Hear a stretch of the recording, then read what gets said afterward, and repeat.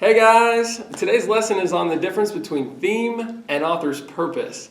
And so what we're going to do today is look at these two terms, kind of compare and contrast those two. So whenever you go to write for author's purpose on Thursday during large group, you make sure that your prompt is actually looking at author's purpose instead of just talking about the theme. So as always, let's begin with... Oh, the definition!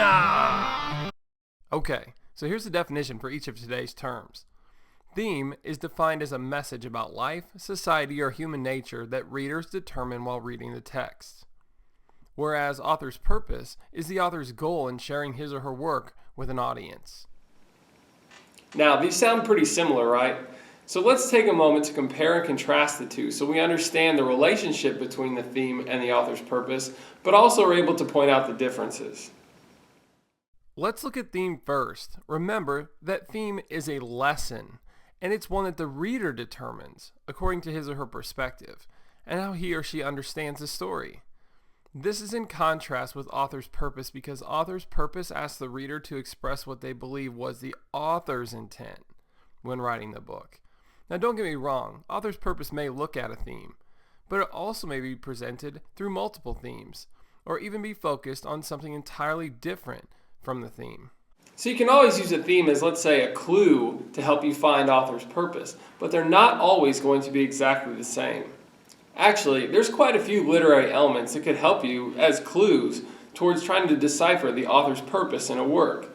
So let's take a second, look at this brainstorming list, and as you go through those, consider a few of the things that your author might be using to try to tell you what his or her purpose is.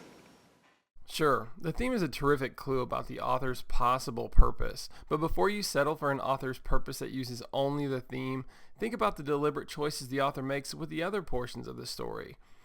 For example, with the setting and scene descriptions, with the author's intended audience, in a work of nonfiction, with his or her own tone, with the stylistic choices that he or she makes, with the book divisions, like chapters or deciding to break the book up into parts, with the choice in protagonist and central conflicts, and even with the title.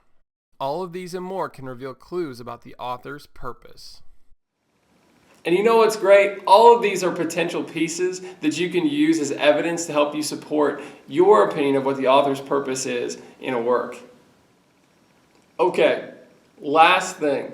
I've been going through a few author's purpose responses over the course of this past week just to see where we're at. And I'm going to give you some suggestions today on how to revise your point sentences. Because if yours are anything like the ones I've been seeing, there's one piece that we need to make sure that we get ironed out before Thursday's large group. So let's take a look at what we can do to get you ready to fix that one piece for Thursday's prompt. So I have here the slide from the large group on author's purpose, and here's an example that looks similar to the type of response I've received from students over the course of this week. I chose to use Bradbury's There Will Come Soft Rains for my example. So follow along with this point sentence.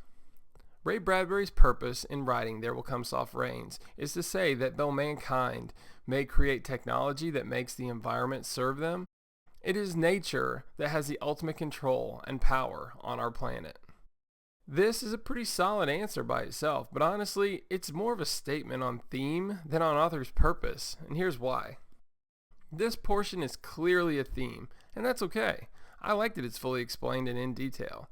Some students have left this portion extremely vague as I've been reading through them this week, rendering the entire idea pretty ineffective. So it's not this part that concerns me. Look at the portion of the response that says, "to say that." This is the portion that needs revision. If your answer to author's purpose states that the book's purpose is to say, to look at, to talk about, or anything else that is vague and non-committal like these, you're not really looking at author's purpose. Now look at all the options you have to replace this. To entertain, to persuade, to make readers think about something in a new way, to educate. You get the idea. And you aren't limited to just these 8 options. So write something that commits to the purpose, like this. Ray Bradbury's purpose in writing There Will Come Soft Rains is to challenge readers into considering that though mankind may create technology that makes the environment serve them, it is nature that has the ultimate control and power on our planet. Now that is a great point sentence for author's purpose. Hey, thanks for learning about theme and author's purpose with me today. If you have any additional questions, feel free to email me at the address on the screen, or just stop by and see me sometime during an open mod. And hey, good luck with your author's purpose paragraph. Author's purpose paragraph on Thursday.